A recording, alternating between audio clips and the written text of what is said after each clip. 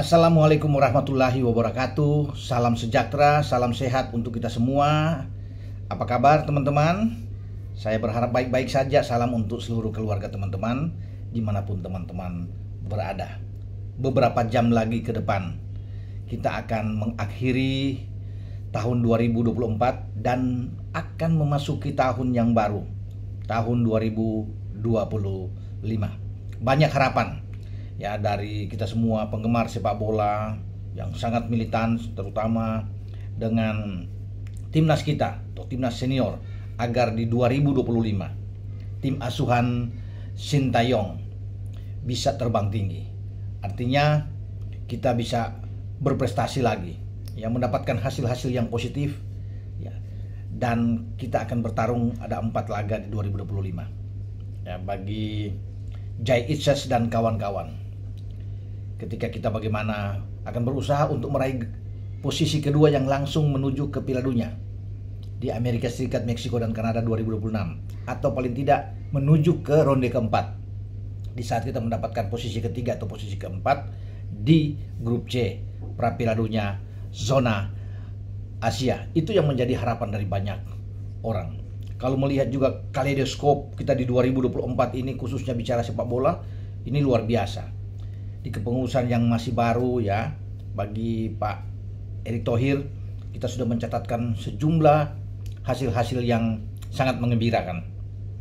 Sejak kita ikut di Piala Asia ya pada Januari lalu yang berlangsung di Qatar, itu tim nasional kita sudah bisa melenggang sejauh sampai ke babak perempat final ya, perdelapan final.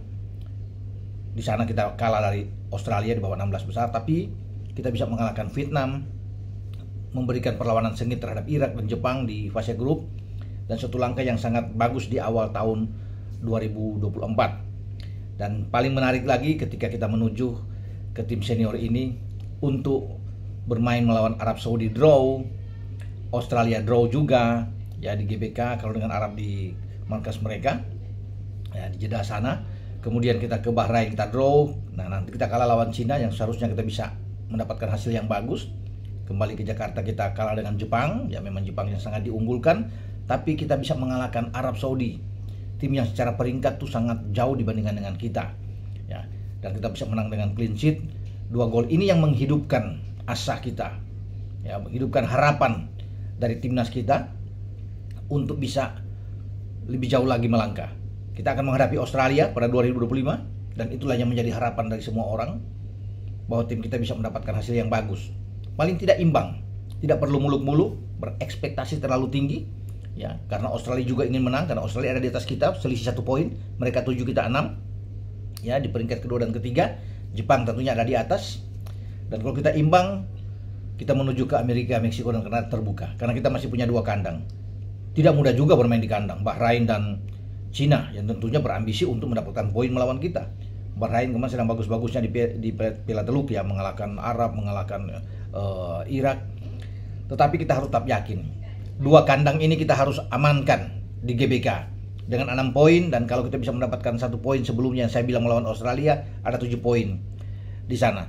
Jadi saya pikir 13 poin ini cukup buat kita untuk sambil berharap pertandingan terakhir melawan Jepang pada tanggal 11 Juni 2025 kita juga bisa mendapatkan hasil imbang, sehingga ada hitung-hitungan bisa saja kita bisa lolos ke Piala Dunia atau kita bisa ikut di putaran keempat.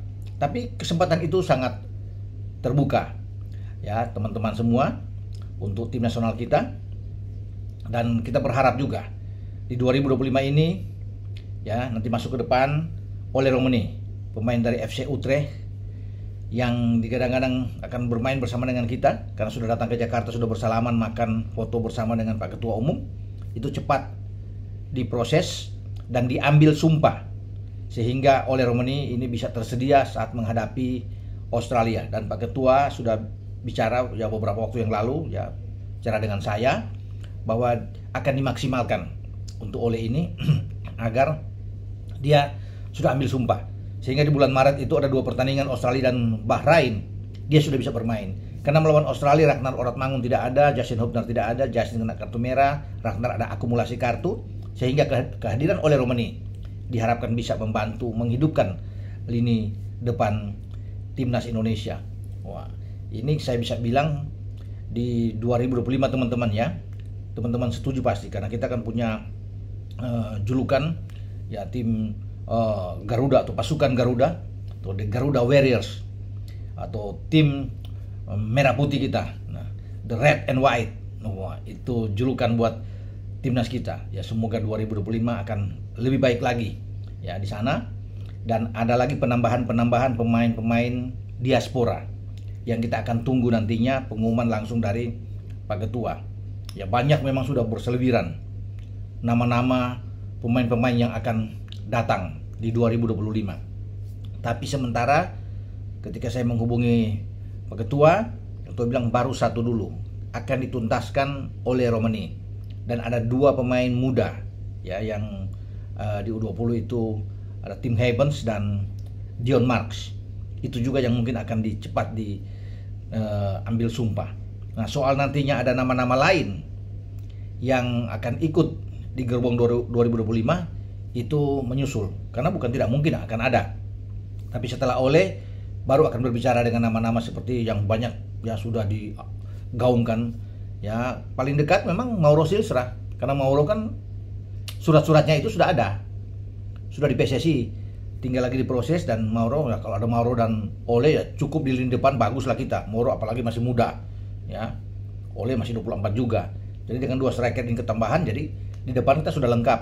Karena kita sebelumnya masih punya Rafael Struik, si pemegang 25 caps kita ya sejauh ini. Ini bagus, Rafael Struik sampai selalu dimainkan oleh STY di setiap pertandingan ya, baik di level usia muda dan juga di senior. Tapi kedatangan Ole tentunya akan mengancam bagi Rafael, apalagi kalau Mauro Silstra bisa datang. Dan banyak juga yang melihat kemungkinan Miliano Jonathans yang sudah datang dari Vitesse menuju ke Utrecht, sudah ada di sana. Dan Miliano ini digadang-gadang bisa dapat tempat di tim nasional. Artinya dia bisa bermain di posisi gelandang serang, atau bisa bermain lebih melebar ke sayap, masih bisa. Kalau ada nama lain saya lebih setuju dengan Miliano memang. Walaupun juga orang bisa bagaimana dengan Jairo ya, Jairo Redewald.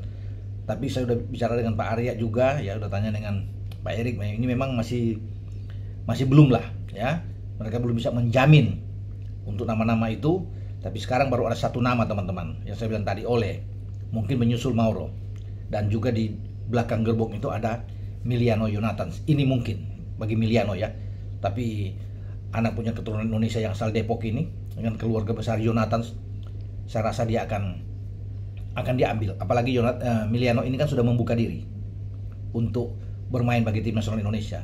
Jadi cepat-cepatlah kalau memang PSSI gercep, ambil dia untuk diproses pada 2025, karena menuju ke pertandingan selanjutnya setelah Australia dan Bahrain kita masih punya Cina dan Jepang. Di sana lah, di pertandingan Cina dan Jepang ini mungkin ada pemain-pemain lainnya akan masuk, tapi kita belum tahu teman-teman ya. Namun dalam video ini harapan saya sebelum masuk ke 2025, timnas kita bisa lebih baik, dan mungkin saja ada kado luar biasa di 2025 ya. Di saat kita meninggalkan 2024, kado besar itu bahwa timnas asuhan STY ini, Jai Itses dan kawan-kawan, bisa membuk 1 tiket menuju ke Piala Dunia.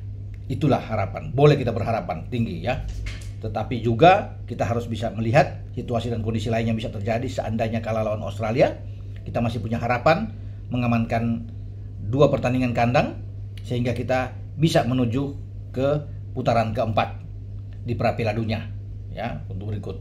Jadi itulah menjadi harapan-harapan kita untuk timnas senior di tahun 2025.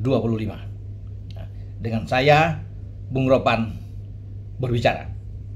Ciao.